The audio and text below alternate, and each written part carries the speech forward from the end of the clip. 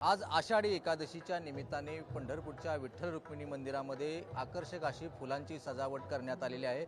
आपण बघतो की मंदिरातील मुख्य सभा मंडप आहे। या सभा मंडपामध्ये आकर्षक अशा देशी विदेशी फुलांनी पानांनी खरं तर विठ्ठल मंदिर सजवण्यात आलेलं आहे।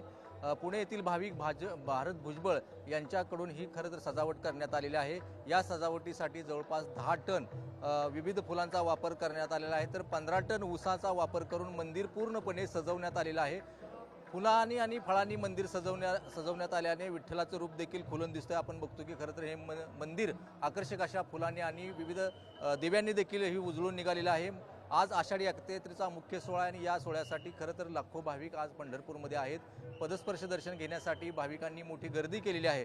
जवळपास 20 ते 22 लाख भाविक पंढरपूरमध्ये दाखल झालेत असा देखील अंदाज आहे। आपण बघतो की खरं तर आता पंढरपूरच्या शासकीय महापूजेनंतर दर्शन आता सुरू झालेलं आहे। पहाटेपासूनच भाविकांची दर्शनासाठी रीघ लागलेली आहे। मंदिरामध्ये अशा आकर्षक पद्धतीची विठुरायाची रांगोळी देखील साकारलेली आहे। खरं तर आज उत्साह आहे, आनंद आहे। भाविकांच्या उत्साहाला देखील मोठ्या प्रमाणात आनंद उधाण आलेला आहे। एकूणच बघतो की पंढरी नगरीमध्ये खरं तर आज उत्साह मोठ्या प्रमाणात पाहायला मिळतोय। कॅमेरामन आदर्श कटकेसह भारत नागने, साम टीव्ही न्यूज, पंढरपूर।